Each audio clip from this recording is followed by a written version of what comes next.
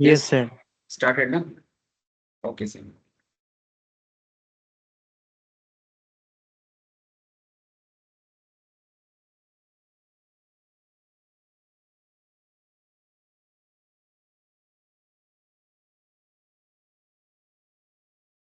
अच्छा देखो, तो आज बेसिकली एक एक्स्ट्रा क्लास चल रहा है सैटरडे में, कंपनी लॉ के ऊपर. ठीक है, सब कोई कनेक्टेड हो ना मेरे साथ?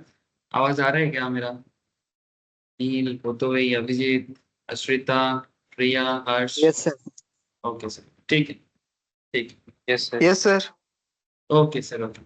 अच्छा देखो, तो कंपनी लॉ में आज का डिस्कशन, एक्चुअली हम लोग यहाँ पर एक न्यू टॉपिक स्टार्ट किए थे इस क्लास में लास्ट वीक, और वो था कंपनी मीटिंग. ठीक है, क्या था? Company meeting. इसको और प्रोफेशनली भी और एक वर्ड से कहा जाता है, इसका नाम है company management and administration. Company management and administration. तो ये जो कंपनी मीटिंग्स या मैनेजमेंट एडमिनिस्ट्रेशन का एरिया है, यहाँ पर हम लोग एक्चुअली क्या क्या कवर करते हैं, ऑलरेडी लास्ट वीक में डिस्कशन हुआ था. फिर भी एक बार कनेक्ट कर देना मेरा फर्ज बनता है, तो मैं करूँगा. और ये आपको ऑनलाइन में मैं दिखा रहा हूँ सर. कंपनी मीटिंग जब होता है ना, तो उसके बारे में ना स्पेशली यहाँ पर मीटिंग का सबसे इम्पोर्टेंट जो नाम है, उसमें एक नाम ऑलवेज आ जाता है. There is always one name, that is AGM, annual general meeting. जैसे आप देख पा रहे हो, 46th एनुअल जनरल मीटिंग अगस्त 28 को रिलायंस का रखा गया है. 28 अगस्त को ये मीटिंग रखा गया है, अब देख पा रहे हो सर? ठीक है, पोस्ट आईपीओ मीटिंग है. मैंने बेसिकली ये सब शेयर मार्केट में लिस्टेड होने के बाद 46th नंबर मीटिंग रिलायंस करेगा. कितना नंबर मीटिंग करेगा? 46th नंबर मीटिंग रिलायंस करेगा. ठीक है. So now the question is that sir, कि ये जो मीटिंग हम लोग अभी यहाँ पर लॉ में पढ़ रहे हैं, स्क्रीन शेयर है सर? आप लोगों को कंफर्म करो तो.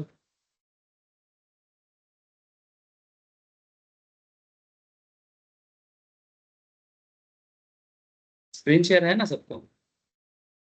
Hello. Yes, sir. Okay sir, Yes, sir. ठीक है.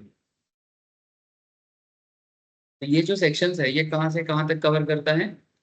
सेक्शन 88 से लेके 122 का एरिया है सर, जो mainly company meetings management administration के अंदर कवर होता है. ठीक है, जहाँ पर ऑलरेडी सिर्फ कंपनीज एक्ट 2013 का सेक्शन ही नहीं, इसके साथ साथ कंपनी मैनेजमेंट एडमिनिस्ट्रेशन रूल्स भी आ जाता है. मैं आप लोगों को बोला था कि जहाँ पर सारा बात मैंने किसी लॉ को बनाने के टाइम पे, जब एक्ट के अंदर जो कुछ भी बोला गया है वो तो सेक्शन में बोल दिया जाता है, बट जब फर्दर अमेंडमेंट होता है, तो फर्दर अमेंडमेंट के टाइम पे अगर वो बहुत ज़्यादा अमेंडमेंट है, तो कंपनी क्या करता है, मिनिस्ट्री ऑफ कॉर्पोरेट अफेयर्स, वो कुछ रूल बना लेते हैं, और जिस पर्टिकुलर ईयर में वो रूल आता है उसे भी एक्ट के अंदर कनेक्ट कर दिया जाता है. तो वो एक अलग ही हम लोग मैंने पॉइंट वाइज पढ़ते हैं कि ऑब्वियसली ये सेक्शन 88 से लेके 122 कंपनीज एक्ट 2013 जरूर है, बट उसके साथ साथ ये company management and administration rule 2014 भी है. ठीक है, मैंने जहां पर एक्ट सारा बात कनेक्ट नहीं कर पाया, वहां पर बाद में रूल बना के आप लोगों को पढ़ाया जा रहा है. तो लास्ट क्लास में मुझे याद है कि मैं रजिस्टर के बारे में पढ़ा था. आज मैं आप लोगों को एनुअल रिटर्न, मीटिंग का रिक्विजिट क्या होता है, फोरम, चेयरमैन, वोटिंग, ठीक है, एटसेट्रा. उसके बाद धीरे धीरे मीटिंग पे पहुंचेंगे. रेजोल्यूशन कैसे पास होता है, जैसे हम लोग हर क्लास में रेजोल्यूशंस के बारे में पढ़ते हैं, ऑर्डिनरी, स्पेशल. कल भी बता रहे थे सर वो शेयर कैपिटल चैप्टर में, ऑर्डिनरी एंड स्पेशल कैसे पास होता है, क्या रूल्स है, कैसे होना चाहिए, इसका भी A to Z हम लोग बात करेंगे, लेकिन थोड़ा सा टाइम लगेगा. पहले तो नॉर्मल चीजें समझ लेते हैं. तो लास्ट क्लास में ये था कि रजिस्ट्रार के पास कैसे कंपनी अपना डिटेल्स जमा करेगा. फिर हम लोग अभी धीरे धीरे 92, 94, ठीक है, लास्ट दिन सेक्शन 88 के बारे में भी थोड़ा सा मैंने स्टार्ट करने के बारे में सोचा था. चलो, मैं लास्ट लास्ट क्लास जो था वो बेसिकली पूरा ओवरव्यू था. ठीक है, आज एकदम मैं आपको सेक्शन वाइज स्टार्ट करता हूँ. पिछले क्लासेस जो थे वो पूरा का पूरा ओवरव्यू पे था, मैंने A to Z her point में बात हुआ था, बट किसी भी चीज पे स्पेसिफिक डिटेल्स नहीं हुआ था। तो जैसे यहाँ पर एक पॉइंट आता है सर, रजिस्टर। ये रजिस्टर का क्या काम है सर? ये रजिस्टर करता क्या है? रजिस्टर का क्या कॉन्सेप्ट है, चलो समझते हैं।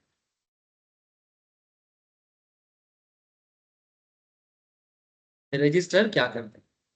So the provisions relating to maintaining the various register as per the Companies Act 2013, जो कि सेक्शन 88 से 91 में बोला है, along with the provisions that companies are also applicable to the maintenance of register by a company। मैं आप लोगों को बोला था कि जैसे स्कूल कॉलेज में जब हम लोग पढ़ते हैं तो हमें क्या करना पड़ता है?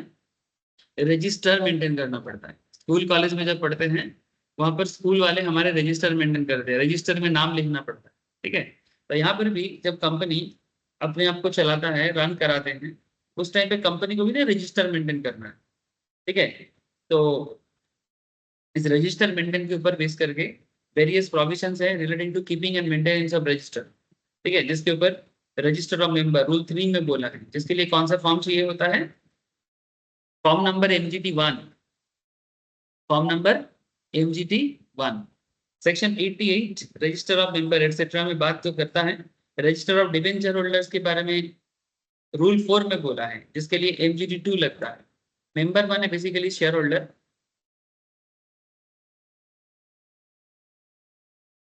और डिबेंचर का मतलब हो गया जब कंपनी को लोन मिलता है। तो जिनसे कंपनी को लोन मिलता है पब्लिक से, वो आ जाता है डिबेंचर के अंदर। समझ रहे हैं सर? देखो, लोन माने बैंक लोन नहीं है, debenture is a kind of loan जो पब्लिक कंपनी को प्रोवाइड करते हैं, और इसे क्या कहते हैं? डिबेंचर, ठीक है। ये हम लोग अकाउंटेंसी में भी सुनते हैं। Debenture is a kind of loan which company is getting from the public, ठीक है। तो जो भी पब्लिक लोन प्रोवाइड करते हैं सिक्योर्ड अनसिक्योर्ड डिबेंचर के रूप में, उनका भी रजिस्टर मेंटेन करना पड़ता है। इसके लिए रूल नंबर क्या है? रूल नंबर 4 है, और MGT 2 में बोला है maintenance of register of members rule 5, ठीक है। Index of names of members rule 6। Foreign register अगर कुछ है, मैंने अगर कंपनी का कोई फॉरेन ब्रांच है तो उसका फॉरेन रजिस्टर हो सकता है, इसके बारे में रूल 7 कंफर्म MGT 3 में बोला है। सेक्शन 89 डिक्लेरेशन देता है beneficial interest in any shares. अगर किसी पर्टिकुलर शेयर में किसी का बेनिफिशियल इंटरेस्ट है, ठीक है, मैंने शेयर होल्डर तो मैं हूँ, बट मैं किसी के बिहाफ में शेयर होल्ड करता हूँ, या फिर ऐसा हो सकता है कि उस शेयर में किसी और का बेनिफिट छुपा हुआ है, ठीक है। हो सकता है कोई माइनर हो, उसका बेनिफिट हो सकता है। तो beneficial interest in any shares के बारे में सेक्शन 89 बोलता है, और ये कंपनीज रूल 9 में बोला है, management and administration. MGT form के थ्रू से इसको बोलना पड़ता है, MGT 5 and MGT 6। Section 90 register of significant beneficial owners के बारे में बात करता है, and section 91 power to close register of members और डिवेंचर होल्डर और अदर सिक्योरिटी होल्डर, इसके बारे में सेक्शन 91 बोलता है। सेक्शन 91 के साथ साथ रूल 10 भी इसमें आ जाता है, procedure for closing the register of members debenture holders and other security holders. माने आप लोग आई थिंक लिख रहे हो और कनेक्ट करते हुए चल रहे हो कि डिफरेंट सेक्शंस में कंपनी मीटिंग के रजिस्ट्रेशन के बारे में चीजें बोला हुआ है, और जहां जहां रूल्स नॉट इनफ हुआ है, sorry act is not enough, वहां पर रूल को भी मेंशन कर दिया गया कि कहीं जगह में रूल 10 लगा रहा है, कहीं जगह में रूल 9 लगा रहा है, किसी में रूल 7, किसी में रूल 4, किसी में रूल 3, ऐसा कर दिया, ठीक है। अब आपको मैं थोड़ा प्रैक्टिकल कॉन्सेप्ट की तरफ लेके जा रहा हूँ सर, अब थोड़ा सा ध्यान दीजिएगा। रजिस्टर ऑफ मेंबर जो है सेक्शन 88 में बोलता है, section 88 of subsection 1 Companies Act 2013 requires that every company shall keep and maintain the following register। एक कंपनी में क्या क्या रजिस्टर मेंटेन करना मैंडेटरी है, बहुत फाइनल बने वाइटल चीजें हैं सर। क्यों? स्कूल में अगर आपका नाम रजिस्टर नहीं होगा तो इसका मतलब आप स्कूल का स्टूडेंट नहीं कहलाओगे प्रॉपरली, है ना। प्रूव करना मुश्किल हो जाता है कि अगर स्कूल रजिस्टर में स्टूडेंट का नाम नहीं है तो वो स्कूल का स्टूडेंट कैसे होगा। That is a very important point sir. अगर स्कूल रजिस्टर में बच्चे का नाम नहीं है तो उस बच्चे के स्कूल एडमिशंस को लेके क्वेश्चन उठ जाता है, ठीक है। देयर क्वेश्चन में अराइज, ठीक है, कि रजिस्टर में नाम क्यों नहीं आया बच्चे का। वैसा ही अगर किसी मेंबर माने शेयर होल्डर का नाम रजिस्टर में नहीं आता है तो ये भी एक बिग क्वेश्चन आ जाता है कि भाई आखिर मेंबर का नाम रजिस्टर में क्यों नहीं है। ठीक है सर, अगर मेंबर का नाम रजिस्टर में नहीं होता है ना तो इसका बड़ा इम्प्लीकेशन हो सकता है ना। शेयर क्लेम में, है ना, शेयर का डिविडेंड क्लेम में। सिंपल बात है, अगर आपका नाम स्कूल रजिस्टर में नहीं होगा, कॉलेज रजिस्टर में नहीं होगा, तो इंस्टीट्यूट के रजिस्ट्रेशन में नहीं होगा, तो फिर इन दैट केस इंस्टीट्यूट या स्कूल या कॉलेज आपको एग्जाम में बैठने नहीं दे सकता, है ना। बहुत सारे इम्प्लीकेशन आ सकता है। सिमिलर काइंड ऑफ यहाँ पर कंपनी लेवल में सोचो, थोड़ा सा पैरामीटर अलग कर दो कंपनी पैरामीटर्स में। The holding of each class of equity and preference shares of each member residing in or outside India shall be shown separately। जो भारत में रहते हैं और जो भारत के बाहर के बंदे हैं, दोनों को सेपरेटली शो करना पड़ता है। जो कंपनी का शेयर होल्डर है, जो कंपनी का शेयर होल्डर है, चाहे वो इक्विटी शेयर होल्डर हो चाहे वो प्रेफरेंस शेयर होल्डर हो। Preference share holder and equity share holder में डिफरेंस आप लोगों को पता है, बेसिक्स का बात है। इक्विटी शेयर होल्डर का क्या मतलब होता है? जो ट्रू ओनर होता है कंपनी का। ठीक है, जो कंपनी का ट्रू ओनर होता है। True owner in the sense, अगर आप किसी कंपनी में इक्विटी शेयर होल्ड करते हो तो कंपनी का अच्छा बुरा भला सब आपके ऊपर आएगा। से फॉर एग्जांपल, अगर कंपनी प्रॉफिट तो आपको उसका बेनिफिट बहुत ज्यादा मिल सकता है, अगर कंपनी लॉस में होगा तो आपको कुछ नहीं मिलेगा। लेकिन प्रेफरेंस शेयर होल्डर ऐसा नहीं होते। Preference share holder fix percentage में कंपनी को पैसा देता है और कंपनी के फिक्स परसेंटेज रेट में कंपनी को पैसा देता है, और उसके साथ साथ वो सिर्फ फिक्स पार्ट ही क्लेम कर सकता है, नॉट मोर देन दैट। लेकिन एक चीज है, अगर कंपनी का सिचुएशन अच्छा ना हो फिर भी प्रेफरेंस शेयर होल्डर अपना क्लेम कर ही लेता है। जो भी हो, ये सब बेसिक चीजें हैं जो आप लोगों को मैं प्रेफरेंस शेयर इक्विटी शेयर्स के मैंने कंपनी लॉ बेसिक्स में इसके बारे में काफी डिटेल्स में चर्चा मैंने किया। आप लोग बचपन में अकाउंटेंसी से भी इस चीज के साथ कनेक्टेड हो कि there is a fixed rate of percentage given with preference shares and equity shares का ऐसा कोई परसेंटेज नॉर्मली तो एज पर लॉ नहीं होता, बट हाँ कैलकुलेट करके जरूर मिल सकता है कि इक्विटी शेयर होल्डर को कितना परसेंटेज ऑफ शेयर होल्डिंग या कितना परसेंटेज ऑफ डिविडेंड प्रोवाइड किया जा रहा है। The register of members holding of each class of equity and preference shares of each member residing in or outside India shall be shown separately। Debenture holder का details भी अलग से दिखाओ। And अगर कोई और सिक्योरिटी होल्डर है like bond holders, company में बॉन्ड भी प्रोवाइड होता है ना, कंपनी बॉन्ड के थ्रू से भी पैसा रेज करते हैं। अगर कंपनी बॉन्ड के थ्रू से पैसा रेज कर रहा है तो उनका डिटेल्स भी कंपनी अदर सिक्योरिटी होल्डर के नाम पे जरूर रखेगा, अपने रजिस्टर में मेंटेन करके। ठीक है, समझ में आ रहा है सर? जैसे हम लोग जब कंपनी का शेयर होल्ड करते हैं, ऐसे आपको मैं दिखाता हूँ।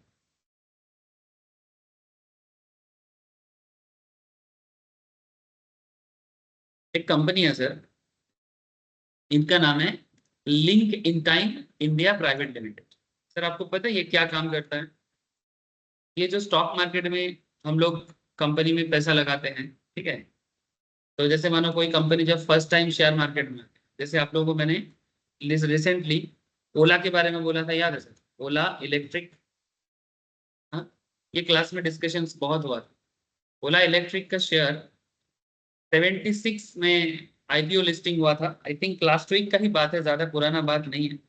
76 में इसका आईपीओ प्राइस था और ये लिस्टेड हुआ 91 में, और ये एकदम एज सच माई एनालिसिस के हिसाब से आ गया सर 15 to 20 रुपीज। चलो मैं वो मेरे एनालिसिस का बात नहीं करना चाहता, मैं आपको फिलहाल इतना कहना चाहता हूँ कि ओला इलेक्ट्रिक के शेयर में जो कोई भी अप्लाई किया है, ठीक है, उन्हें कंपनी का शेयर मिलता है कि नहीं मिलता, और उन्हें अलॉटमेंट मिला है कि नहीं मिला है, और फिर उसको रजिस्टर के पास मैंने जो भी आरओसी है, आरओसी के पास कंपनी का सारा details as well as SEBI के पास कंपनी का सारा डिटेल्स रजिस्टर के रूप में पहुंचना चाहिए।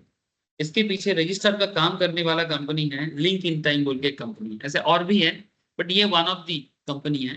ये देखो सर क्या लिखता है, happy to serve you through our mobile app link. अच्छा, यहाँ पर क्या लिखता है, एप्लीकेशन स्टेटस। अगर कोई शेयर में आप अप्लाई करते हो, बस ये चीज देखना पड़ता है, आईपीओ आईपीओ के प्रोस्पेक्टस के अंदर देख जाता है कि किसी भी कंपनी का किसी भी कंपनी का रजिस्टर का काम कौन कर रहा है। जैसे यहाँ पर अगर आप सिलेक्ट कंपनी में देखो, रिसेंटली जो भी कंपनी आया है, देख पा रहे हैं सर आप लोग? हेलो, क्या आप लोगों को दिखाई दे रहा है सर? देखो, Ola electric mobility limited, unicorn, Unicommerce, e solutions, Afcom holdings, ये सब रिसेंटली स्टॉक मार्केट में लिस्टेड होने वाला कंपनी है। फर्स्ट ट्राई आ रहा है, ठीक है। ये भी बड़ा अच्छा कंपनी, फर्स्ट ट्राई, ठीक है। तो my company concept is that कि अगर आपको मिला है कि नहीं मिला है, यहाँ पर आप कंपनी सिलेक्ट करो, पैन नंबर पुट करो यहाँ पर। जो कोई भी अप्लाई करता है उसी का पैन नंबर अप्लाई करना पड़ेगा, और सबमिट करने से या तो पैन नंबर या तो डिपोजिटरी होल्ड नंबर, डिपोजिटरीज नंबर मैंने एनएसडीएल सीडीएसएल से तो डीपी क्लाइंट नंबर मिलता है, या फिर अगर बैंक आईएफएससी देने से भी होता है। पुट करके सबमिट करने से ना आपको शेयर मिला है कि नहीं मिला है इसका डिटेल्स पता चल जाता है। हेलो, आप लोग बात समझ पा रहे हो सर? Yes sir. ठीक है। सो ये सब तरीका है जानने का कि हमें शेयर मिला है कि नहीं मिला है, ठीक है। ये सब चीज पता लगाया जा सकता है, ठीक है। It's not a big deal, ठीक है। इवन आपके नाम पे कितना शेयर होल्डिंग्स है ये आप कंपनी के वेबसाइट्स में जाके भी चेक कर सकते हैं। So now my point is very simple. मैं आपको बस इतना कहना चाहता हूँ कि ये सभी प्रोसेस एक लॉ रिलेटेड प्रोसेस है, और as a professionals of professionals like chartered accountant, cost accountant, company secretary specifically, ठीक है। ये हम लोगों के लिए एक बहुत इंपॉर्टेंट काम हो जाता है सर, कि हम लोग ये सभी सभी चीजें मेंटेन करें, ठीक है, और उसका एक प्रॉपर सिस्टम फॉलो।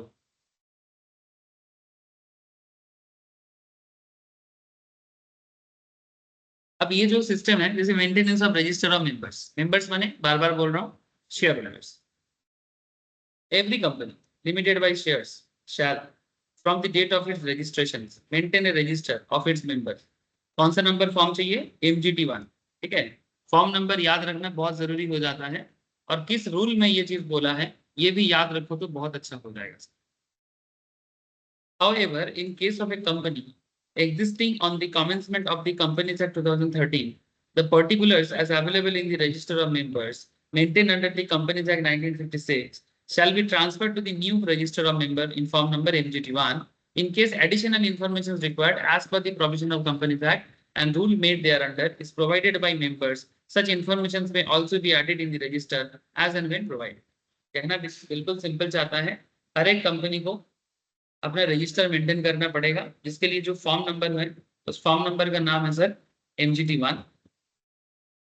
साथ में ये भी कहता है, in case a company existing on the commencement of the companies act 2013, the particulars as available in register of members maintain the companies act 1956 shall be transferred to the new register. माने अगर आप, जैसे कि मैं आपको पहले भी class में बोला हुआ हूँ कि अगर आप 19 कोई कंपनी अगर 1956 एक्ट के तहत चल रहा है, और अभी क्योंकि 1956 एक्ट चेंज होके 2013 आ गया है, तो उसे भी 1956 से 2013 एक्ट में अपने आप को ट्रांसफर कर लेना चाहिए। 1956 से 2013 में ट्रांसफर कर लेना चाहिए, in case additional info required as per the provision of companies act, अगर ऐसा कुछ प्रोविजन है तो। बस यही सब चीजें आपको एज ए प्रोफेशनल्स मेंटेन करने के लिए कंप्लायंस के अंदर आ जाता है। सीएस का बहुत रोल प्ले होता है ज्यादातर केस में, बट कंपनी में कोई भी प्रोफेशनल्स हो अगर सीएस नहीं है तो कोई भी प्रोफेशनल्स काम को कर सकता है। फिर आगे कहता है, in case of a company not having share capital, in case of a company not having share capital, the register shall contain the following particulars in respect of each members. अगर कंपनी का अभी भी share capital issue नहीं हुआ है, तो जब तक शेयर कैपिटल बिजनेस स्टार्ट नहीं होता, कंपनी तो रहेगा पर शेयर कैपिटल अभी तक प्रॉपरली इशू नहीं हुआ है, तो ऐसे केस में मेंबर का क्या डिटेल्स रहेगा? नेम ऑफ मेंबर, मेंबर का नाम, एड्रेस, एड्रेस माने registered office address in case the member is A body corporate. अच्छा, एक कंपनी का मेंबर एक कंपनी भी हो सकता है सर, मतलब एक्स लिमिटेड में कोई वाई लिमिटेड मेंबर हो सकता है। इसका बहुत एग्जांपल हो सकता है, आप जैसे मानो रिलायंस कंपनी में कोई और कंपनी भी उसका शेयर होल्डर हो सकता है, जैसे ये रिलायंस है, ठीक है, तो रिलायंस का शेयर होल्डर कोई और भी हो सकता है जो एक कंपनी भी है। तो पॉइंट वही है कि नॉर्मल इंडिविजुअल हो तो उसका नाम एड्रेस आ जाएगा, लेकिन अगर बॉडी कॉर्पोरेट है तो बॉडी कॉर्पोरेट माने कंपनी, अगर बॉडी कॉर्पोरेट है तो फिर कंपनी का नाम एड्रेस माने बॉडी कॉर्पोरेट माने कंपनी का एड्रेस आना चाहिए, इंडिविजुअल तो वो है नहीं। अगर एक्स लिमिटेड एक कंपनी है और उसमें वाई लिमिटेड शेयर होल्डर है या मेंबर है, तो इससे सिंपल कॉन्सेप्ट है कि एक्स लिमिटेड के बिजनेस पे वाई लिमिटेड का, एक्स लिमिटेड के बिजनेस पे वाई लिमिटेड का अगर शेयर होल्डिंग है तो वो मेंबर हुआ, एक्स लिमिटेड पे वाई लिमिटेड मेंबर हुआ। अगर अगर एक्स लिमिटेड में वाई लिमिटेड मेंबर है तो फिर वाई लिमिटेड के नाम जो है वो उसके रजिस्टर्ड ऑफिस एड्रेस के थ्रू से होना चाहिए, क्योंकि Y limited is not an individual, not an individual, है ना सर। ये कॉर्पोरेट है, ये कॉर्पोरेट है, इसको बॉडी कॉर्पोरेट बोलते हैं क्योंकि इसको बनाया लॉ ने। इसके साथ साथ क्या है sir, email address, pan number, permanent account number, corporate identity number, अगर कंपनी है तो कॉर्पोरेट नंबर जरूर होगा, और अगर पर्सनल है तो परमानेंट अकाउंट नंबर जरूर होगा।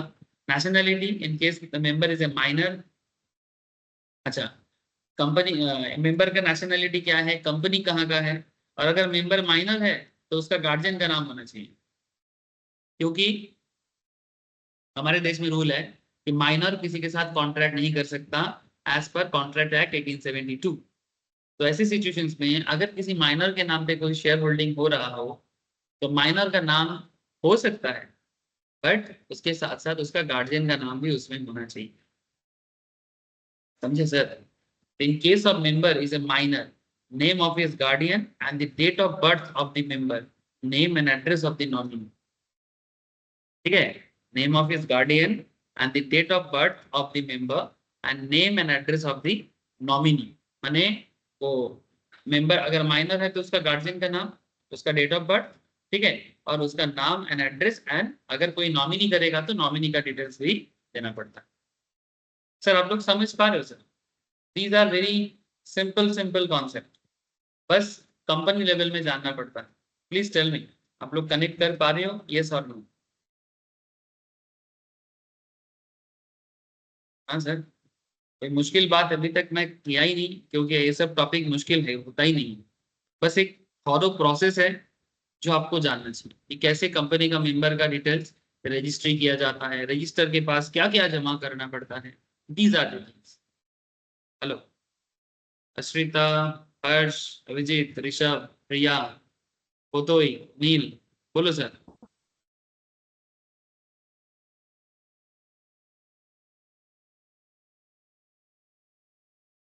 अरे माना कुछ तो बोलो, किसी का आवाज नहीं आ रहा है मुझे।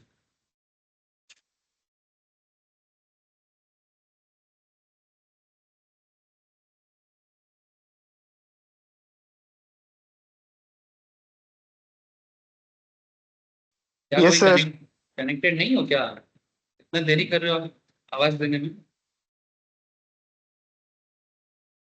मुझे किसी का भी आवाज नहीं आ रहा। हेलो अभिजीत ने बोला यस यस सर, बाकी सबको भी थोड़ा सा कनेक्टेड नहीं हो क्या। हेलो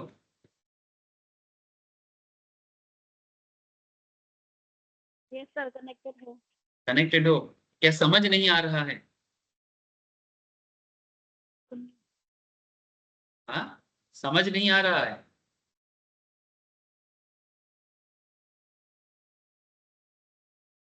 बोलो सर, कनेक्टेड हो, समझ क्या मतलब अंडरस्टैंडिंग हो रहा है कि नहीं हो रहा।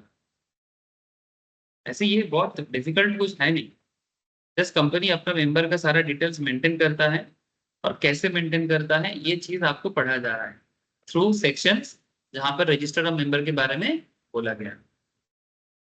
क्या चीज है इसमें और क्या बताऊं, बोलो क्या अस्मिता, समझ में नहीं आ रहा है क्या।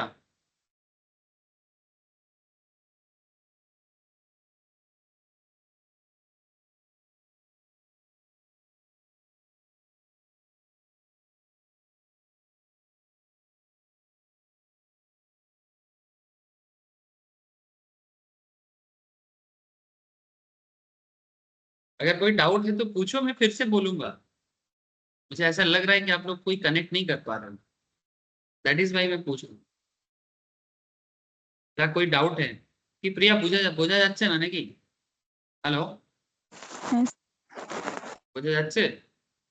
সেটাই জিজ্ঞেস করছি তো সবাইকে, কেউ কিছু বলছে না ভালো করে, তাই भावছি। ओके, ठीक है सर, मैं आगे बढ़ता हूँ। अगर आप लोग कुछ बोलोगे नहीं तो फिर मुझे जैसे मुझे ठीक लगेगा मैं वही बता दूंगा फिर, और क्या। ठीक है, मैं अपना काम करता हूँ। ये देखो सर, ये हो गया maintenance of register of debenture holders. ठीक है, जैसे आपको मैं बोला कि कंपनी में ना सिर्फ शेयर होल्डर ही नहीं होते। जैसे मैं आपको एक दिखाता हूँ कि प्लान्स शेयर होल्डिंग कोई भी कंपनी दिखा सकता हूँ, जस्ट टू इजी अंडरस्टैंडिंग आपको दिखाना चाहता हूँ सर कि मोटा मोटी कंपनी का शेयर होल्डिंग पैटर्न भी आप देख सकते हो। ये 2024 का रिलायंस का शेयर होल्डिंग पैटर्न है। चलो देखते हैं। शेयर होल्डिंग पैटर्न से एक्चुअली पता ये लगता है करंटली रिलायंस का शेयर, तो ये पूरा कंपनी के वेबसाइट के अंदर से है और इसमें ना पूरा नाम धाम सब होता है। ये देखो, देख पा रहे हैं सर आप लोग? आई डोंट नो आप लोग समझ पा रहे कि नहीं समझ पा रहे, but I am trying my best. ठीक है, देखो, statement of showing share holding pattern of the promoter and promoter group ने जो लोग कंपनी को बनाया उसका डिटेल्स है। अगर आप थोड़ा सा फोकस करोगे, मैं थोड़ा सा जूम इन किया, ये देखो इसमें इंडिविजुअल्स के नाम पे कौन है देखो, मुकेश डी अंबानी। ठीक है, मुकेश धीरूभाई अंबानी कौन है, प्रोमोटर है। इनके नाम पे कितना शेयर है उसका डिटेल्स भी यहाँ पर दिया हुआ है। ठीक है, number off fully paid equity shares, कितना शेयर है मुकेश धीरूभाई अंबानी का, 80,52,020। ठीक है, फिर कौन है, नीता अंबानी। फिर कौन है, ईशा अंबानी। फिर कौन है, आकाश अंबानी। ठीक है, फिर कौन है, अनंत अंबानी। ठीक है, फिर कौन है, KD Ambani. I think KD Ambani मैंने मुकेश अंबानी का माँ। ठीक है, मुकेश अंबानी का माँ केडी अंबानी। कोकिलाबाई, कोकिलाबाई धीरूभाई अंबानी। ठीक है, कोकिलाबाई धीरूभाई अंबानी, इनके नाम पे नंबर ऑफ शेयर सबसे ज्यादा है माँ के नाम पे। ठीक है, देख लो, ये सब पॉसिबल तभी हो पाता है जब रजिस्टर मेंटेन होता है। अच्छा, सेंट्रल गवर्नमेंट स्टेट गवर्नमेंट का कोई शेयर होल्डिंग इसमें है नहीं। बॉडी कॉर्पोरेट, अभी आपको मैं बोला कि एक कंपनी भी दूसरी कंपनी में शेयर होल्डिंग कर सकता है। ये देखो, बॉडी कॉर्पोरेट, ये लिमिटेड लायबिलिटी पार्टनरशिप कुछ फर्म है जो as a body corporate Reliance का शेयर होल्ड करता है। देखो sir, Shri Chakra commercial LLP, Devarshi commercial LLP, Karuna commercial LLP, Tattam enterprise LLP. ठीक है, देखो नंबर ऑफ शेयर्स कितना है, इसका भी डिटेल्स यहाँ पर है। देखो, हर एक चीज यहाँ पर आपको मिलेगा। ये सब हो गया एलएलपी के थ्रू से। अच्छा, और सब प्रोमोटर ग्रुप है, Reliance service and holdings limited. ठीक है, control by petroleum trust sole beneficiary. ठीक है, सब कुछ है। अच्छा, ये सब हो गया, इसमें प्रोमोटर ग्रुप से हो गया। फॉरेन में भी है, फॉरेन होल्डिंग्स भी है। देखो, फॉरेन डिटेल्स है यहाँ पर, ज्यादा कुछ दिया नहीं है। Individual non resident government institutions foreign portfolio investors, इसका डिटेल्स करेंटली कुछ नहीं है। तो कुल मिला के जो प्रोमोटर ग्रुप है उसी का डिटेल्स लेके total share holding promoter and promoter group का गिवन है। थोड़ा सा और नीचे आ जाओ, ये देखो करेंटली इंस्टीट्यूशनल होल्डिंग कितना है वो भी डिटेल्स आपको मिल जाएगा। यानी बेसिकली मेरा कहने का मतलब है ये सब कुछ तभी पॉसिबल होता है सर जब रजिस्टर मेंटेन होता है, किसके नाम पे कितना शेयर्स है सब कुछ बताया जाता है, तभी जाके ये प्रैक्टिकल चीजें हम लोग देख पाते हैं। ठीक है, ये सब देखने में बड़ा बोरिंग चीज है, बट रियल लाइफ में दीज आर एवरीथिंग। देखने में बोरिंग है, पढ़ने में बोरिंग है, पर काम का है। ठीक है, ये देखो म्यूचुअल फंड्स का होल्डिंग देखो, नंबर ऑफ 87 म्यूचुअल फंड्स है जिसने रिलायंस का शेयर होल्ड करके रखा है। ये जो हम आप जैसे लोग म्यूचुअल फंड में एसआईपी करते हैं, ठीक है, इसमें तो एसबीआई म्यूचुअल फंड्स का देखो कितना है। ठीक है, इस तरह से डिफरेंट काइंड ऑफ, एलआईसी का कितना शेयर होल्डिंग है देखो, life insurance corporation of India का, प्रोविडेंट फंड, ये जो सरकार, हम लोग सैलरीड पर्सन जो लोग होते हैं उस पे उनको जो प्रोविडेंट फंड का पैसा होता है वो प्रोविडेंट फंड भी रिलायंस के शेयर में डाला हुआ है। और क्या बताऊं, देखो, अच्छा सेंट्रल गवर्नमेंट स्टेट गवर्नमेंट का भी इधर आपको कुछ डेटा दिख रहा होगा, सेंट्रल एंड स्टेट का भी डेटा है। तो this is how you can check Reliance में करेंटली शेयर्स कितने का है, किसका कितना शेयर्स है, ये मेजर शेयर होल्डिंग का पैटर्न तो आपको पूरा दिख जाएगा। ठीक है, so just for your knowledge purpose मैंने आपको प्रैक्टिकली दिखाने का कोशिश किया। बाकी सर आप लोग और रिसर्च कर सकते हो। ठीक है, तो मेंटेनेंस ऑफ रजिस्टर, अच्छा ये था शेयर्स के ऊपर बात। Same to same debenture holder का भी डिटेल्स होता है। तो डिवेंचर होल्डर डिटेल्स के बारे में कहाँ बोला है, एवरी कंपनी विच इशू और अलॉट डिवेंचर्स, डिवेंचर माने लोन, इतना जानो, डिवेंचर माने लोन, कंपनी को लोन चाहिए होता है। कंपनी को जब लोन का जरूरत होता है तब बड़े बड़े डिवेंचर प्रोवाइड माने लोन प्रोवाइडर लोन देते हैं और कंपनी एक्चुअली डिवेंचर इशू करते हैं। तो जो एक्चुअली डिवेंचर में पैसा देते हैं उनका बेसिक ऑब्जेक्टिव यही रहता है कि अगर कंपनी को आप डिवेंचर प्रोवाइड करते हो, ठीक है, कंपनी का डिवेंचर अगर आप सब्सक्राइब करते हो तो आपको इंटरेस्ट मिलता है। Investors will get interest, investors will get interest. ठीक है सर, क्यों डिवेंचर में क्यों पैसा लगाया जाता है सर, बैंक से ज्यादा मिलता है। अगर बैंक आपको 7.725 या 7.5% इंटरेस्ट देता है तो डिवेंचर होल्डर को कम से कम 10-11% इंटरेस्ट मिल ही जाता है प्राइवेट कंपनी में, कुछ नहीं तो 9% तो होता ही है। ठीक है, currently currently time to time change हो सकता है, but these are the basic things.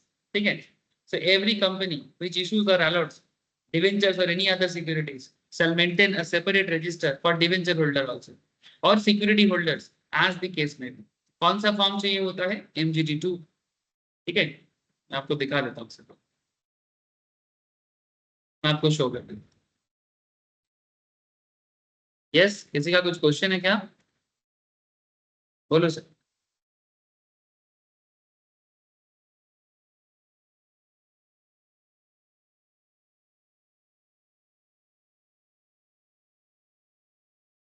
बिल्कुल कर सकते हो सर, क्वेश्चन है तो बिल्कुल करो।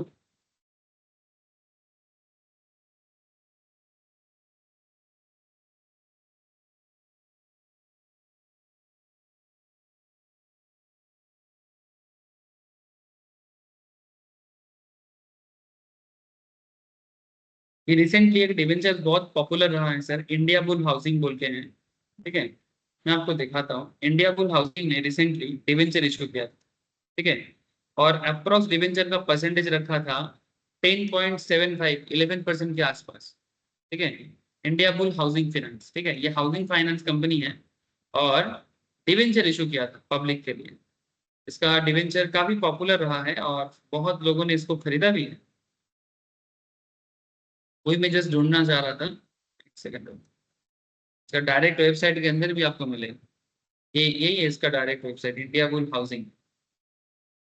हाँ नहीं क्यों,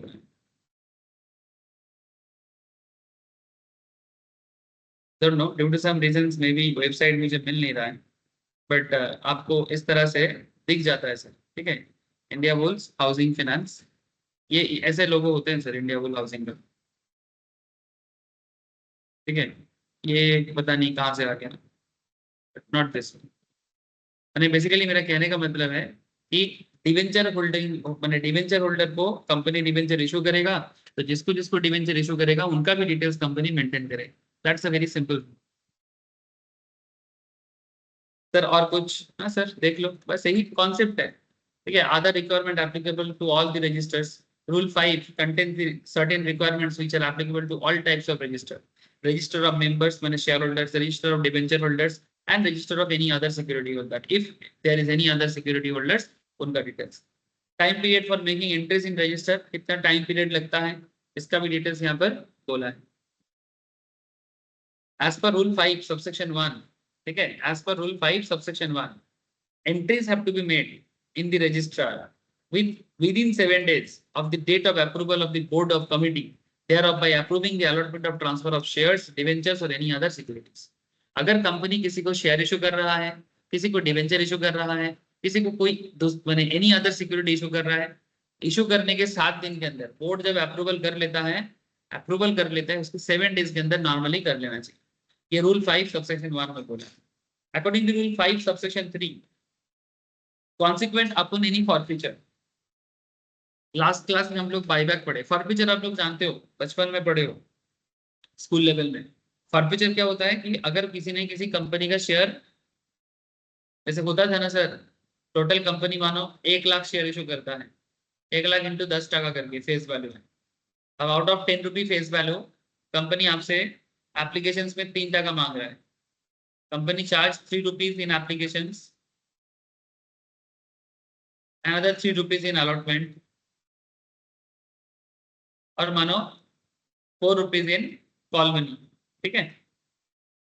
अब मानो as a prospective share holders आप 3 रुपीज एप्लीकेशन में देते हो, अलॉटमेंट का भी 3 रुपीज देते हो, बट स्टिल 4 रुपीज पेंडिंग हो जाता है। तो अकॉर्डिंग टू रूल कई बार ऐसे होते हैं कि अगर आप फुल पेमेंट नहीं करते तो टोटल बाकी पैसा जो होता है ना वो कंपनी फॉरफिट कर लेता है। ठीक है।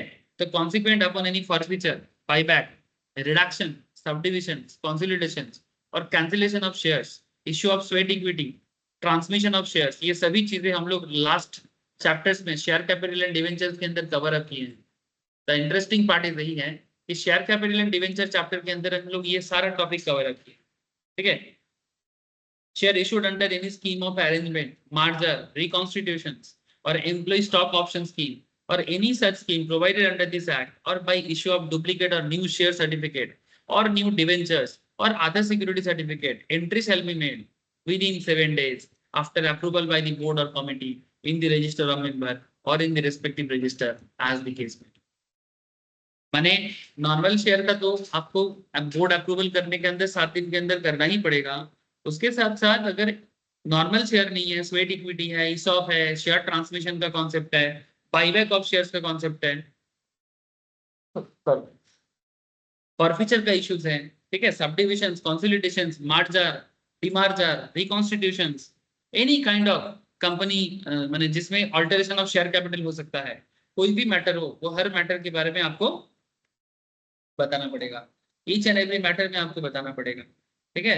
और कितने दिन के अंदर रजिस्टर कर लेना चाहिए? 7 डेज। एक चीज कॉमन है, 7 दिन यहाँ पर कॉमन है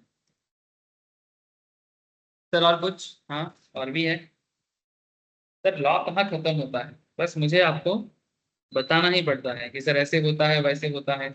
आप लोग पढ़ते नहीं हो ना, इसलिए। सर रजिस्टर कहाँ मेंटेन होगा? Place of maintaining register, register कहाँ मेंटेन करोगे, इसके बारे में रूल है। According to rule 5 subsection 2 the register shall be maintain, registered office में मेंटेन होगा। कंपनी जहां पर है, अगर कोलकाता में कंपनी का रजिस्टर्ड ऑफिस है तो कोलकाता में होगा, अगर मुंबई में है तो मुंबई में होगा। ठीक है। ये देखो, अभी मैं रिलायंस का वेबसाइट ऑन करके बैठा था ना, रिलायंस अपना एजीएम एक बार वर्चुअली किया है और एक बार देखो, कभी कभी वर्चुअल किया है, कभी कभी मुंबई में किया है, कभी कभी वर्चुअल किया है तो कभी मुंबई में किया है। तो मुंबई में क्यों? बिकॉज उसका रजिस्टर्ड ऑफिस है मुंबई में। मुंबई रिलायंस का रजिस्टर्ड ऑफिस है, that is the reason. Again, similar kind of thing. According to Rule 5, subsection 2, the registrar shall be maintained at the registered office of the company unless a special resolution is passed in the general meeting authorizing the keeping the register at any other place within the city, town or village which the registered office is situated or any other place in India. ठीक है। माने concept यही है कि normally register कहाँ रखना पड़ेगा? Point to be noted sir, registered office में ही रखना पड़ेगा। बट अगर आप चाहते हो कि रजिस्टर्ड ऑफिस के अलावा दूसरे जगह में रहे, ठीक है, इफ यू वांट कि रजिस्टर्ड ऑफिस के अलावा दूसरे जगह में रहे, मे बी जहां पर जिस सिटी में कंपनी रजिस्टर्ड है उसी सिटी के या टाउन के या विलेज के किसी और जगह में, ठीक है, या फिर भारत के किसी और शहर में, तो उसमें ना कम से कम more than 1/10 of the total members entered in the register of member reside। माने जहां पर कम से कम 10 में से एक मेंबर उस पर्टिकुलर सिटी में, टाउन में या विलेज में रहना चाहिए। कंपनी का जो शेयर होल्डर्स है उसमें से किसी एक जन, 10 में से एक जन, 10%, ठीक है, 10% ऑफ दी शेयर होल्डर जिस शहर में, जिस टाउन में, जिस विलेज में रहेगा या भारत के किसी शहर में रहेगा, वहां पर भी आप अपने रजिस्टर को रख सकते हैं। you can maintain your register there also, but the condition is 1/10 of the total member entered in the register of the members reside.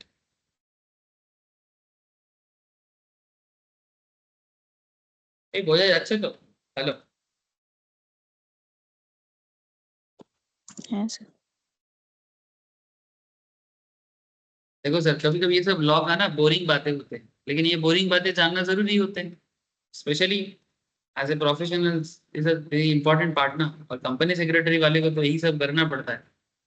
Other information also to be referred in register, ठीक है, in terms of rule 5 subsection 6, if any order is passed by any judicial or revenue authority, या फिर सेबी के through से अगर कोई बात आता है, ठीक है, और competent authority attaching the shares, debentures और other securities and giving directions for remittance of dividend or interest, the necessary reference of such order shall be indicated to the respective register. माने अगर कोई भी रूल्स रेगुलेशंस आते हैं, सेबी की तरफ से कुछ बात आता है, तो वो भी रजिस्टर में मेंटेन करना जरूरी है. रूल 5 सबसेक्शन 6 के तहत, रूल 5 सबसेक्शन 7 के तहत अगर कोई कंपनी का कोई प्लेज होता है, शेयर्स का कोई प्लेजिंग है, माने शेयर्स को मॉर्गेज रख के कंपनी ने कुछ लिया है, जैसे क्या बोलता है, in case of companies whose securities are listed in stock exchange in or outside India, ठीक है, the particulars of any pledge, charge, lien, hypothecations created by the promoters in respect of any securities of the company. hypothecation माने company अपना shares को कहीं पर mortgage रख के कुछ लोन वगैरह लिया हो, ठीक है, ऐसा डिटेल्स जो भी रहेगा वो भी कंपनी को रजिस्टर में मेंटेन करके बताना पड़ता है. सर ये सब कोई छोटा मोटा चीज नहीं है, रेस्पॉन्सिबल काम है, बता दो भाई दुनिया को, क्योंकि दुनिया के पास से पैसा लेके बिजनेस करते हैं ना, तो दुनिया को बताना जरूरी है. अच्छा, अगर किसी मेंबर का कोई मैटर अपडेट होता है तो वो भी बता दो. Updating of change in status of members, rule 5 subsection 4 state that if any change occurs in the status of the member और डिवेंचर होल्डर और एनी अदर सिक्योरिटी होल्डर. कैसे हो सकता है? जैसे पहले वो मेंबर था लेकिन उसका डेथ हो गया, ठीक है, पहले कोई मेंबर था लेकिन वो इंसॉल्वेंट हो गया, ठीक है, या फिर उसका नाम चेंज ऑफ नेम, पहले शेयर मेरे नाम पे था, बाद में शेयर में किसी और के नाम पे कर दिया, due to transfer to investor education protection fund और due to any other reasons, ठीक है, हो सकता है. अच्छा, इन्वेस्टर एजुकेशन प्रोटेक्शन फंड क्या होता है? इन्वेस्टर एजुकेशन प्रोटेक्शन फंड इसको बोलते हैं जब आप अपना डिविडेंड वगैरह या अपना शेयर रिलेटेड कोई भी चीज बहुत दिन से क्लेम नहीं करते, तो आपका फंड ना कंपनी अपना बोल के हजम नहीं कर सकता, कंपनी को ना वो सारा चीज इन्वेस्टर एजुकेशन प्रोटेक्शन बोल के एक फंड बनाया जाता है, उस फंड के अंदर ट्रांसफर कर दिया जाता है. तो ऐसे सिनारियो में किसी भी शेयर होल्डर का स्टेटस बदल जाते हैं, ठीक है, और जब स्टेटस बदल जाते हैं ऐसे हालत में वो अपडेट करना रजिस्टर में जरूरी है कि भाई इनका स्टेटस ऐसा है, इनका स्टेटस ऐसा है कि इन्होंने शेयर, इनका डिविडेंड बहुत दिनों से विथड्रॉल नहीं किया, ठीक है, इनका डेथ हो गया है, इनका इंसॉल्वेंसी हो चुका है, ठीक है, due to any other reasons आप स्टेटस अपडेट कर दो, ठीक है. जैसे हम लोग तो बेसिकली स्टेटस का मतलब तो व्हाट्सएप स्टेटस जानते हैं, तो यहाँ पर स्टेटस का मतलब सिर्फ व्हाट्सएप स्टेटस नहीं सर, यहाँ पर शेयर होल्डर का स्टेटस का बात हो रहा है. किसका बात हो रहा है सर? शेयर होल्डर का स्टेटस का बात हो रहा है. Entries thereof explaining the change shall be made in respective registers, ठीक है, जो भी है. Rectification in register, section 5 subsection 5, register को रेक्टिफाई करना, अगर कुछ रेक्टिफाई करना हो वो भी under section 83. Index of names, ये भी एक बहुत अच्छा चीज. इंडेक्स ऑफ नेम्स, सर ये क्या चीज है index of names? Sir 88 subsection 2 provide that every register maintain under section 88 subsection 1 shall include an index of names included therein, ठीक है. However, according to Rule 6 of the Companies Rule 2014, the maintenance of index is not necessary where the number of members is less than 50.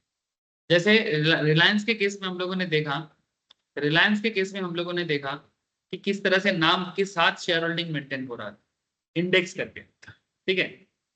लेकिन अगर किसी particular company में number of share holder या number of member 50 से कम हो, ठीक है, तो उसे इंडेक्स मेंटेन करने का जरूरत नहीं है. कहां बोला गया है?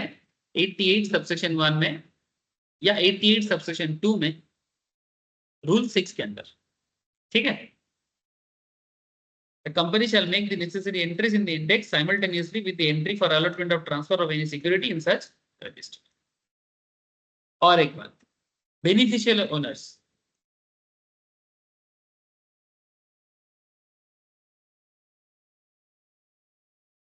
Section 88(3) is an enabling provision which sets out that register and index of beneficial owners maintained by a depository under Section 11 of the Depository Act 1996 shall be deemed to be the corresponding registers and index for the purpose of this act. Basically, beneficial register का concept कुछ ऐसा है कि अगर company के किसी shares में किसी शेयर होल्डर का, नॉर्मली हर शेयर होल्डर को बेनिफिट तो होता ही है, लेकिन इसमें ना कोई इनडायरेक्ट बेनिफिट किसी शेयर होल्डर को मिलने वाला है इन फ्यूचर, तो वो डिटेल्स स्पेशल बेनिफिशियल ओनरशिप के थ्रू से जाएगा और ये बेसिकली डिपोजिटरी के रूप में एनएसडीएल या फिर सीडीएसएल इस डेटा को मेंटेन करेगा, ठीक है, under section 11 of the depositories act. और ये भी रजिस्टर में बताना, इंडेक्स के अंदर बताना जरूरी होता है। एनएसडीएल सीडीएसएल क्या है ये मैं आपको हर क्लास में बताता रहता हूँ, कल भी बताया, कल भी कंपनी लॉ की क्लास में, यस्टरडे वाला क्लास में बताया। सर फॉरेन रजिस्टर ऐसा भी होता है क्या? अरे हाँ, आजकल तो इंडियन कंपनी फॉरेन में भी अपना ब्रांच बना के बैठा है, इन्फोसिस, टीसीएस, स्टेट बैंक, बहुत सारे हैं। तो एडीआर जीडीआर जो अमेरिका में भी लिस्टेड होता है। Maintenance of foreign register, A company which has share capital और व्हिच हैज इशूड डिबेंचर्स और any other security may, if so authorized by its article, keep any country outside India, keep in any country outside India, apart from the register of members or debenture holder or any other security holder or of beneficial owners resident in that country. The register shall be called foreign register. जो भी register foreign में रहेगा उसे foreign register कहता है।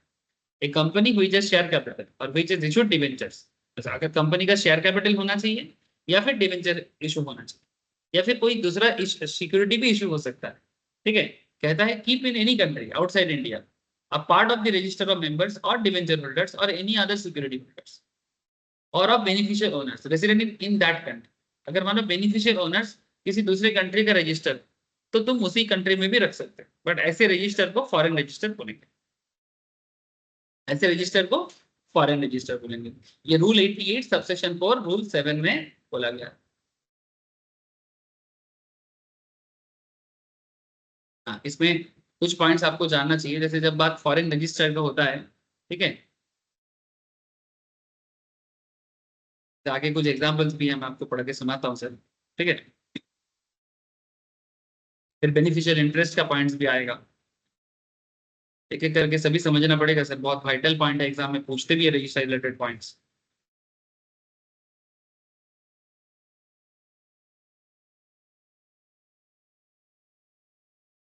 जैसे यहाँ पर एक पॉइंट है sir, other requirement relating to foreign registers.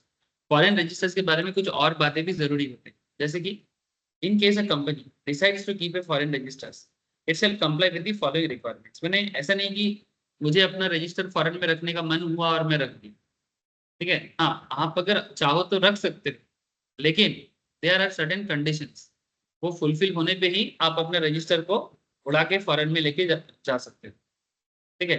जैसे कि सबसे पहले तो filing of notice of situation of the office within 30 days from the date of the opening of any foreign register. Foreign register open करने के 30 दिन के अंदर अपने सारे शेयर होल्डर को बताओ, the company shell file with the register of companies, ROC को भी बताओ, notice of the situation of the office. Situation माने कहां पर आप वो, सिचुएशन माने किस कंट्री में भेजना चाहते हो, यानी फ्रांस में, स्विट्जरलैंड में, जर्मनी में, कहां भेजना चाहते हो, where such register is kept. और ये नोटिस को भेजने के लिए फॉर्म नंबर MGT 3 और उसके साथ जो फी भरना है फी भरो। MGT माने management and administration. MGT word जो है ये मैनेजमेंट का शॉर्ट फॉर्म, इसका शॉर्ट फॉर्म है मैनेजमेंट का शॉर्ट फॉर्म। और क्या बताया sir, filing of notice in case of change और discontinuance in the event of any change in this situations. अगर किसी तरह कारण से आपका सिचुएशंस बदलते हैं रजिस्टर ऑफिस का, प्लेस ऑफ सच ऑफिस और its discontinuance, the company shall again, अगर मानो आप चेंज करके फिर से डिसकंटिन्यू कर रहे हो उसको, विद इन 30 days आप फिर से बताओ from the date of such change और डिसकंटिन्यूएंस। एक्चुअली क्या है ना, कंपनी का डेटा बहुत वाइटल चीजें हैं, सारा घोटाला इसी के थ्रू से हो जाएगा, सारा घोटाला इसके थ्रू से हो जाएगा। करप्शन का जितना ही काम है इसी के थ्रू से हो जाएगा। इसलिए कुछ भी चेंज करो बताओ, नहीं तो ना वो घोटाला पकड़ना मुश्किल हो जाएगा, इसलिए गवर्नमेंट इतना रूल्स बनाते हैं। नहीं तो पता चला कि कंपनी का जो मैनेजर्स है और कंपनी का जो प्रोमोटर्स है पब्लिक का पैसा लेके भागा, कंपनी के अंदर ओनर कौन है, उसका डिटेल्स कहाँ है ना, रजिस्टर फॉरेन में है। अरे भाई फॉरेन में रजिस्टर होगा तो क्या कैसे पता चलेगा, मुश्किल हो जाता है। इसलिए रीजंस होना चाहिए, कॉन्टेक्स्ट होना चाहिए। Foreign register part of company's registers. A foreign register shall be deemed to be the part of company's register to be called principal registers of the member or debenture holder or any other security holders or beneficial owners as the case may be. माने foreign में register जो है उसे अगर मानो रिलायंस का foreign में register रखा गया है तो उसे रिलायंस इंडिया का ही रजिस्टर माना जाएगा। ठीक है, फॉरेन में है बोल के ऐसा नहीं कि वो फॉरेन कंपनी होगी। Inspections of a foreign register. A foreign register shall be open to inspections and may be closed, and extracts may be taken therefrom, and copies there may be required. In the same manner as in applicable in country के अंदर जो है जिसको principal register बोलते हैं, principal register का जो rule है फॉरेन रजिस्टर के लिए भी सेम रूल लागू होता है sir.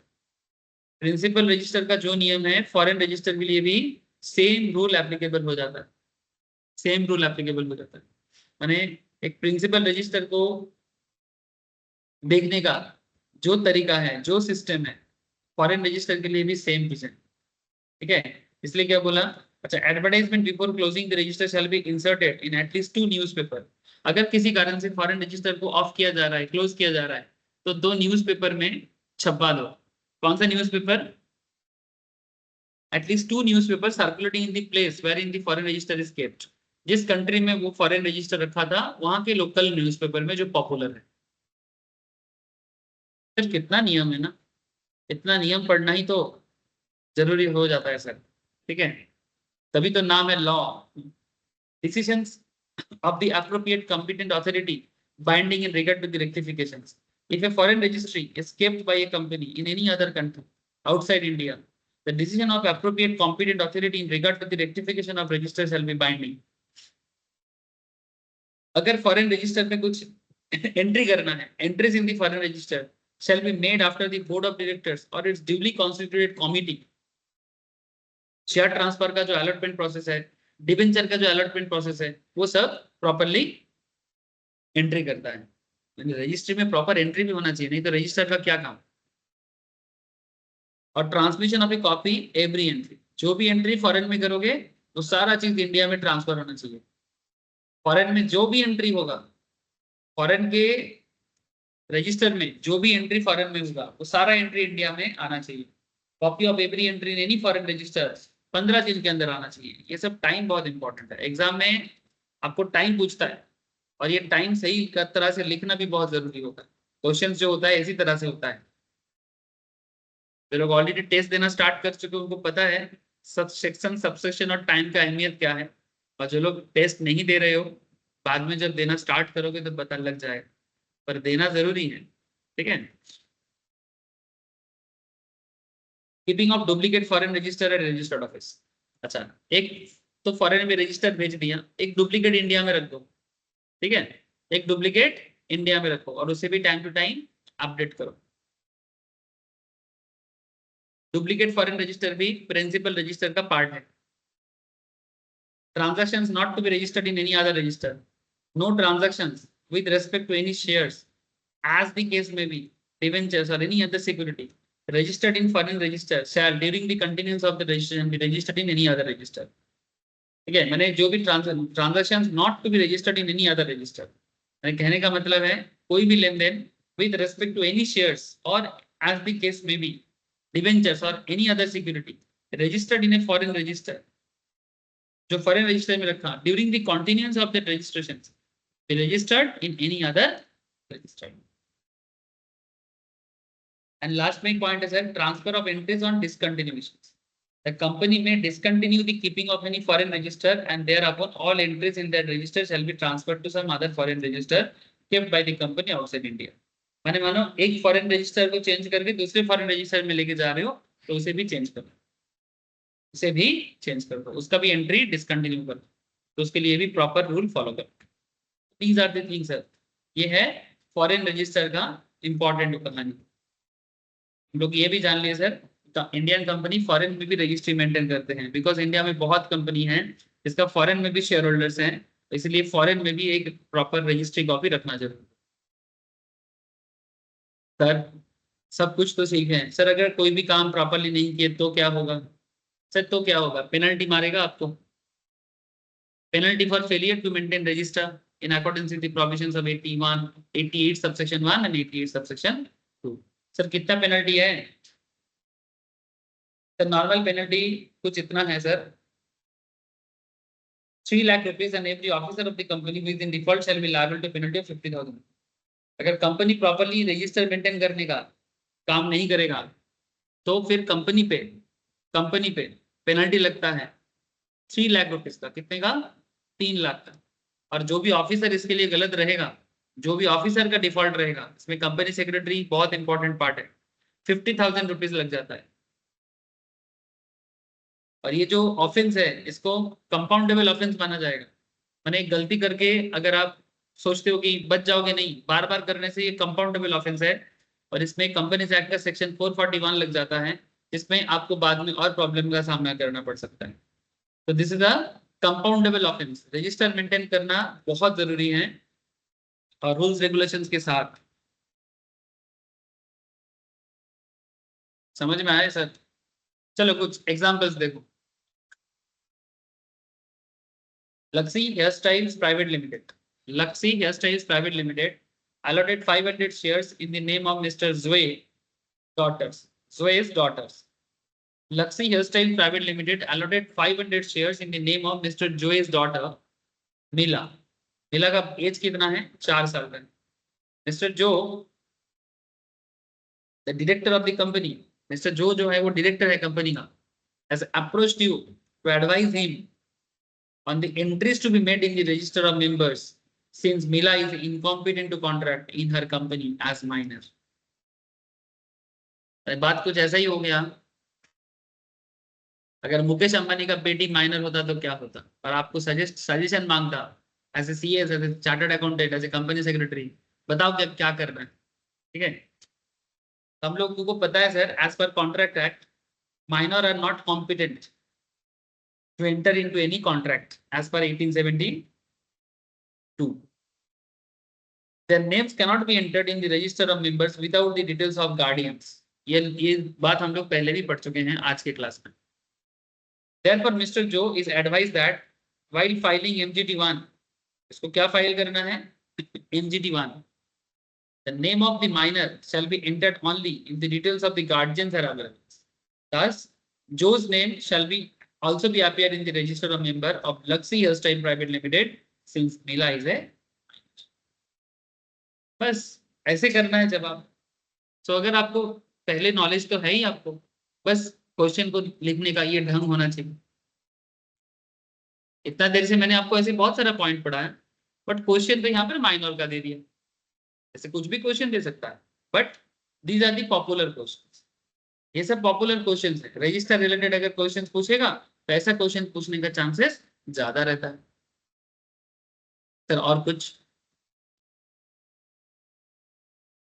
Tania and Tarun who recently got married were jointly allotted 1,000 shares by New Hospitality Service Private Limited।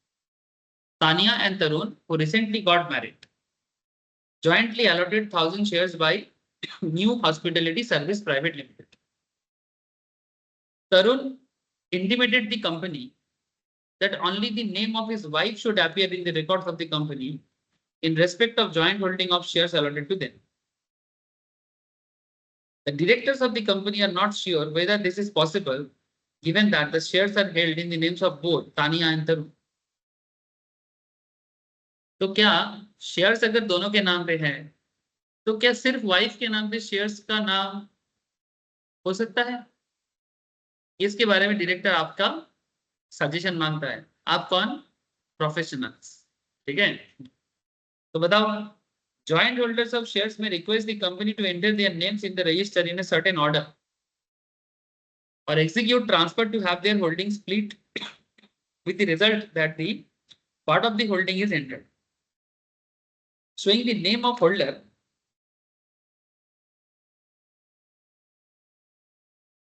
showing the name of the holder and part showing the name of other holder, ऐसा करके हो सकता है. However, the conditions of Tarun that only the name of his wife Tanya should appear in the register as a member cannot be accepted. Although the name can be entered in the order such that the name of his wife appears first. ये हो सकता है. तानिया का नाम register में पहले आ सकता है, तरुण का नाम बाद में आ सकता है, ये हो सकता है. ठीक है, लेकिन सिर्फ तानिया का नाम रहेगा, तरुण का नाम नहीं रहेगा, ऐसा नहीं हो सकता. The reason for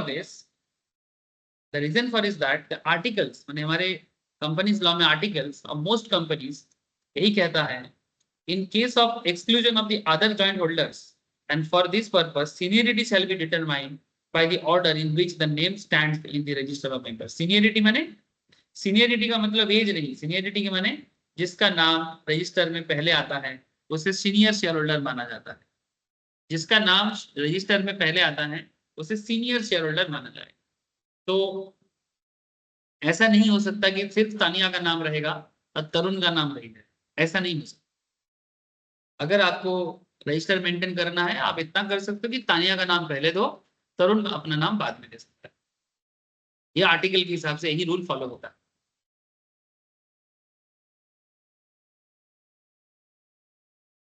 बोझा हेलो हेलो, समझ में आया सर? अच्छा. Yes, sir. बस इसी तरह का रूल्स वगैरह बना हुआ है सर, जो रजिस्टर रिलेटेड है. वैसे मैं आपको स्टार्टिंग में एक चीज बता रहा था, declaration in respect of beneficial interest in any shares. ये बेनिफिशियल इंटरेस्ट क्या है, ये थोड़ा सा और हार्डकोर टॉपिक है, मैं इसके अंदर आज और नहीं जाना चाहूंगा. ठीक है, आज का क्लास मैं थोड़ा शॉर्ट ही रखना चाहता हूँ सर. ठीक है, तो बेनिफिशियल इंटरेस्ट के बारे में बात करके फिर नेक्स्ट क्लास में मैं बाकी चर्चा करूंगा आपके साथ. ठीक है, नेक्स्ट क्लास को हम लोग आई होप कि हम लोग मीटिंग की तरफ, सॉरी रिटर्न फाइलिंग की तरफ चले जाएंगे. ठीक है, कंपनी फाइलिंग मैंने एनुअल रिटर्न कैसे फाइल होता है कंपनी का, उसके बारे में बात करेंगे और फिर हम लोग ऑटोमेटिकली मीटिंग की तरफ पहुंच जाएंगे. ठीक है सर, तो फिर आज का क्लास में इतना ही रखता हूँ. आशा करते हैं कि आप लोगों को समझ में आया. अगर नहीं आया तो नेक्स्ट दिन जब आप लोग क्लास में आओगे रिवाइज करके आओ एक बार पॉइंट्स को, जो भी डाउट रहेगा आके पूछ सकते हो सर. ठीक है, थैंक यू. फिर आज इतना ही. Bye sir. Bye, sir. Bye sir. Bye sir. Bye sir.